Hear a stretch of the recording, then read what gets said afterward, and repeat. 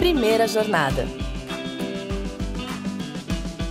Salve, salve! Sejam todos muito bem-vindos a mais um episódio do Primeira Jornada. Um programa papo reto feito pela SPM que te ajuda a escolher uma carreira e refletir sobre o seu futuro profissional. Eu sou a Zá Coelho e tô aqui para te acompanhar nessa descoberta desse universo de possibilidades e caminhos do mercado de trabalho. Estudos indicam que fazer bem ao próximo gera satisfação pessoal, cria senso de propósito, melhora o seu humor e reduz o estresse. Mas sabia que isso também pode fazer bem para sua carreira? Então, habilidades e competências adquiridas por meio do trabalho voluntário são sim valorizadas por recrutadores e empresas e devem até mesmo ser inseridas no currículo, você sabia?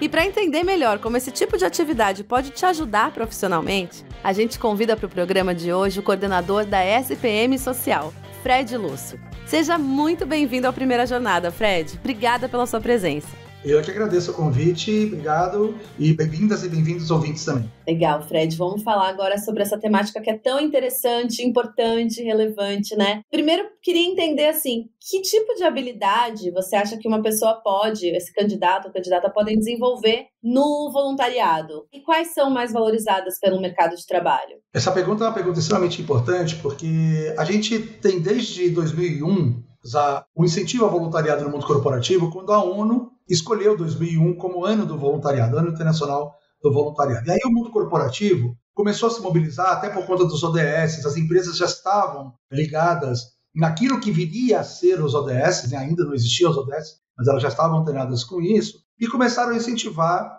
dentro dessa discussão sobre responsabilidade socioambiental corporativa, a prática do voluntariado. E aí elas descobriram um ganho adicional que não se havia pensado, mas se percebeu que se ganhou. Porque se fazia voluntariado como incentivo dentro da área de responsabilidade socioambiental das empresas. Só que se percebeu que a prática do voluntariado estava desenvolvendo habilidades e competências nos profissionais que muitas vezes não eram desenvolvidas em cursos tradicionais, em treinamentos tradicionais. Quais seriam elas? A primeira delas é algo muito valorizado hoje, que é a chamada liderança cooperativa. Aquela liderança que está junto dos seus liderados, que está trabalhando junto com eles, que tem uma relação de empatia, que é uma palavra hoje que está muito na moda, as pessoas sabem que ela é importante, né? Então, quando você trabalha com voluntariado, você tem a tendência de desenvolver essas habilidades de uma liderança mais cooperativa.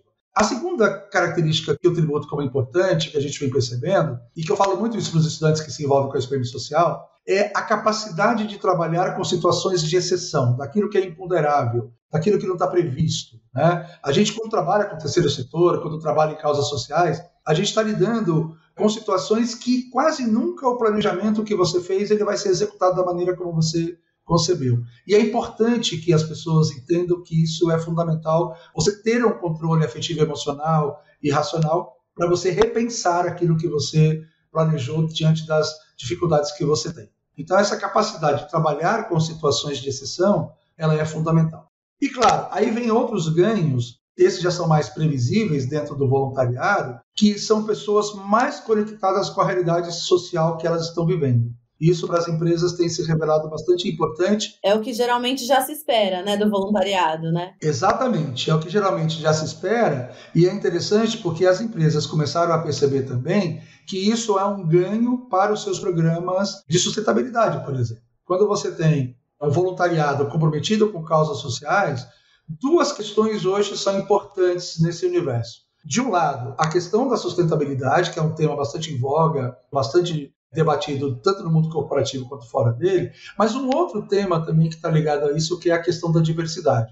Isso para o jovem é super importante e isso para as empresas também é super importante. E quem está envolvido com causas sociais, exercendo voluntariado, geralmente está aberto, sobretudo, a essas duas portas importantes que tanto no mundo corporativo quanto na sociedade hoje estão aí. Isso é muito interessante, Fred, porque são habilidades que você adquire só nesse tipo de experiência mesmo, né? Porque às vezes você vai fazer cursos ou se especializar tecnicamente, mas você não tem acesso a essas realidades que você comentou aqui. Então, o voluntariado te traz muitas camadas de habilidades novas, né? Exato. E lembrando que eu sou antropólogo, né? E um dos fundamentos da antropologia, uma palavrinha que hoje está meio na moda no mundo corporativo também, é a experiência etnográfica, ou seja, você está em campo. Porque uma coisa é o que você aprende na sala de aula, outra coisa é você viver as realidades, sobretudo que esse ambiente social coloca para você. Sim, super. Conhecimento da realidade mesmo é extremamente importante e muito relevante. E aí, Fred, se for pensar nessa pessoa que está começando a carreira, não tem ainda experiências profissionais, o voluntariado é ainda mais importante para esse candidato, essa candidata? Essa pergunta é super interessante porque foi exatamente isso que fez com que a gente criasse a SPM Social há 23 anos, que é uma espécie de institucionalização do voluntariado. Ou seja, a gente poder incentivar o trabalho voluntário do estudante da SPM, mas dentro das áreas de competências da SPM. Porque geralmente quando a gente pensa em voluntariado, isso na época, lá em 2000, isso era algo inusitado, era completamente inovador. A gente pensa muito na área propriamente social, né? Educação, ou saúde, ou serviço social. Não se pensava, por exemplo, que uma faculdade de negócios poderia ter uma ação social usando os conceitos e as ferramentas que a gente trabalha aqui dentro. Então, por exemplo, um trabalho que a gente fez durante muitos anos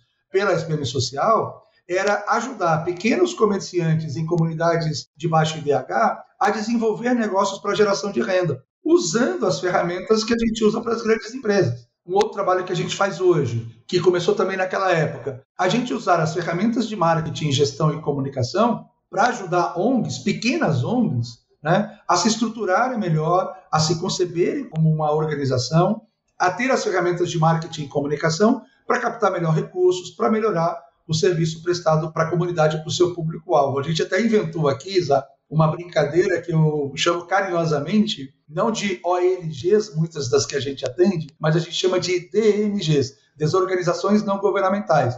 Porque muitas delas são muito fruto de uma paixão, de um envolvimento com uma causa, mas eles não têm a noção de que são uma organização, que precisam ter um processo estruturado financeiro, né, de gestão, de comunicação, de marketing, para poder desempenhar melhor o seu trabalho. Não, isso é muito legal, Fred, porque ali, falando especificamente, né, dessa frente da SPM, o aluno ele consegue ampliar o conhecimento de uma forma riquíssima, né? Porque ele vai estudar aquilo que já é direcionado para o que ele quer e ainda vai conhecer um mundo ali gigante em volta e poder, de novo, ajudar, né, devolver para a sociedade de uma forma muito legal. Achei incrível esse projeto.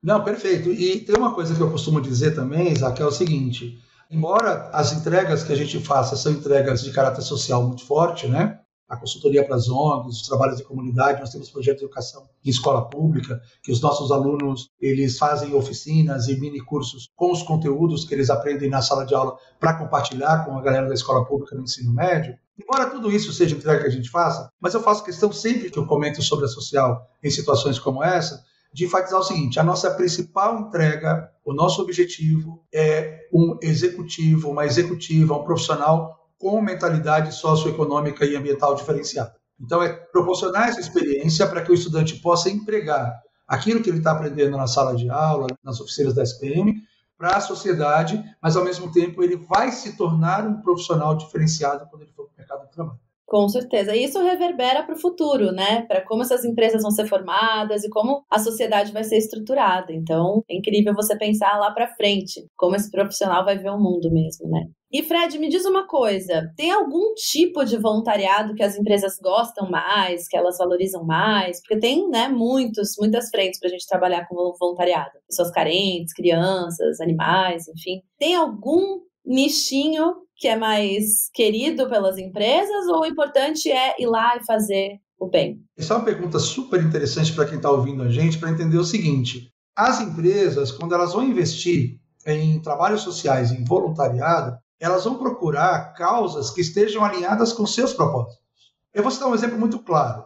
A gente conhece perfeitamente bem uma instituição como o Banco Itaú, e a gente sabe perfeitamente bem que o Itaú adotou como uma de suas causas fundamentais a questão da mobilidade. Como é que a gente visualiza isso? As bikes do Itaú. Então a gente vê um investimento da empresa com relação à causa da mobilidade, preocupando-se com o espaço urbano, com a qualidade de vida das pessoas, exercício físico. Então, se você vai trabalhar no Itaú, por exemplo, com essa perspectiva, É claro que os projetos que o Itaú vai financiar, inclusive eu já participei de processos em que o Itaú faz a seleção de ONGs que eles vão patrocinar, no começo do ano tem um edital que eles divulgam e tal, eles vão escolher organizações não governamentais que estejam alinhadas com essas causas sociais que o banco abraçou. Eu citei o exemplo do Itaú, mas se a gente for para o Bradesco, vai pegar a questão da educação, cada empresa vai escolher as causas que ela vai adotar como causas que estejam alinhadas com seus princípios. Então, aí, nesse caso, não tem causas específicas, mas depende muito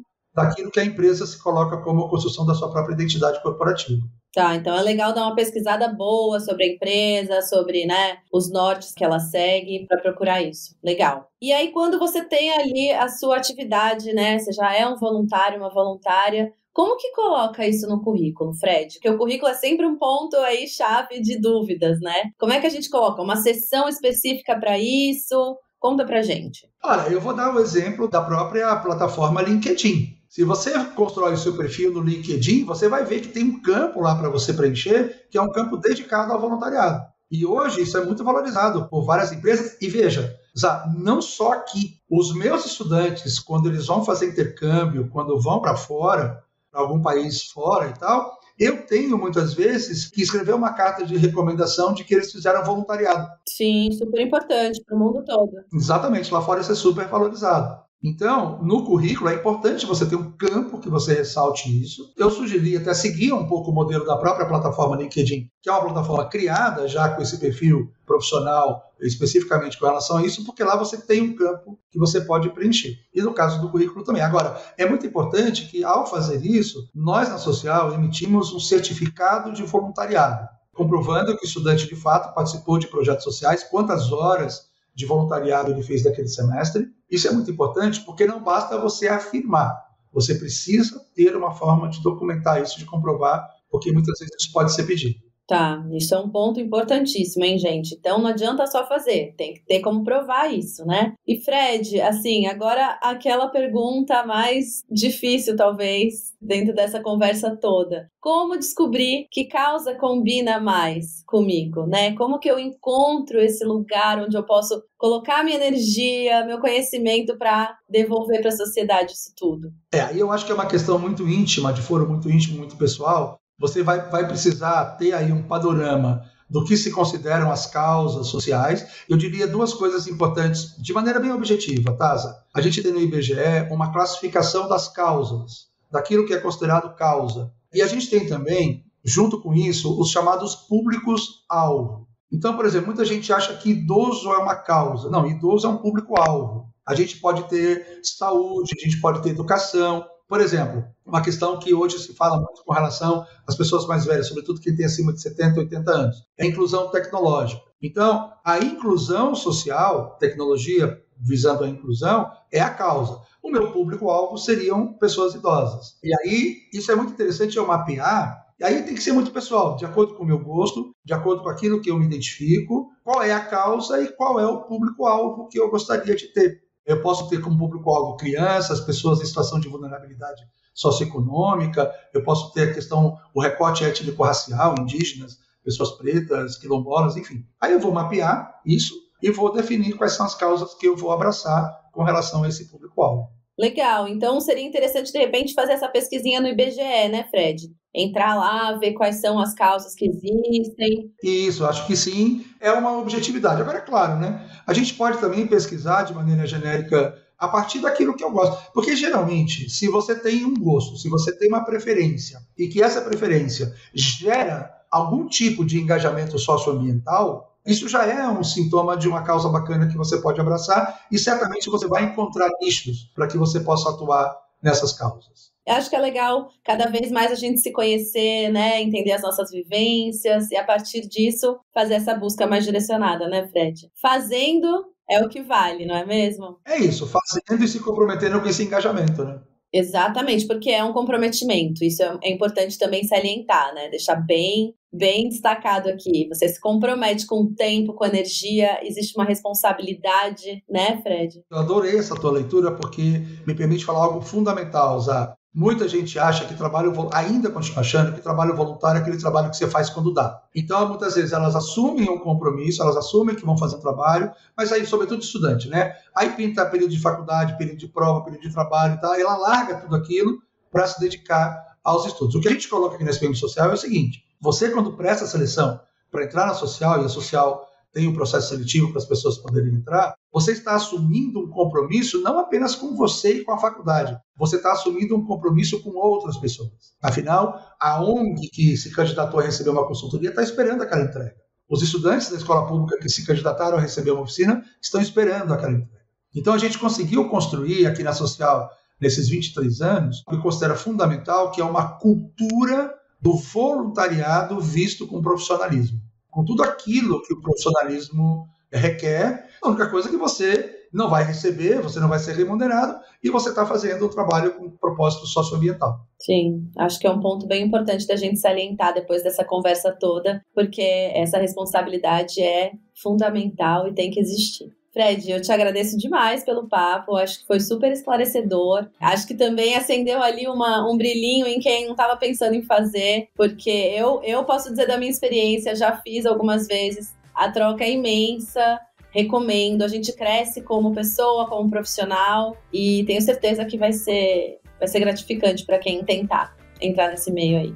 Te agradeço muito, viu, Fred, pelo papo. Muito obrigado, eu que agradeço, espero que as pessoas consigam se engajar em causas sociais, porque tem um lado interessante, né? Um dado que não é tão atual, mas ele continua interessante, que é cerca de 95% a 96% do jovem brasileiro se dedica ou quer se dedicar a um voluntariado. Isso é muito interessante. Nossa, nem conhecia esse dado. Bom saber. É super legal. Só falta você.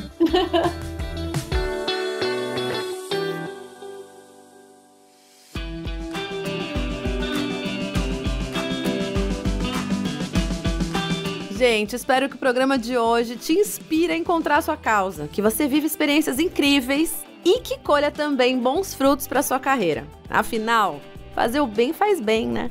Primeira Jornada é produzido pelo Núcleo de Conteúdo da SPM em parceria com a Maremoto. Eu sou a Zá Coelho, host do programa, e trabalhei junto com essa equipe. Concepção, curadoria e produção executiva, Jorge Tarquini e Felipe Oliveira. Roteiro, Daniel Miller e Maíra Alfradique. Produção, Cecília Fernandes. Técnica de gravação, Andréa Xavier. Coordenação de produção, Danilo Santana Silva. Coordenação de roteiro, Amanda Mira. Coordenação de edição, Adriana Sanches. Coordenação geral Maremoto, Vinícius de Lima. Edição e sonorização, Luan Alencar. Obrigada pela companhia, pessoal. Até o próximo episódio do Primeira Jornada. Este podcast foi editado pela Maremoto.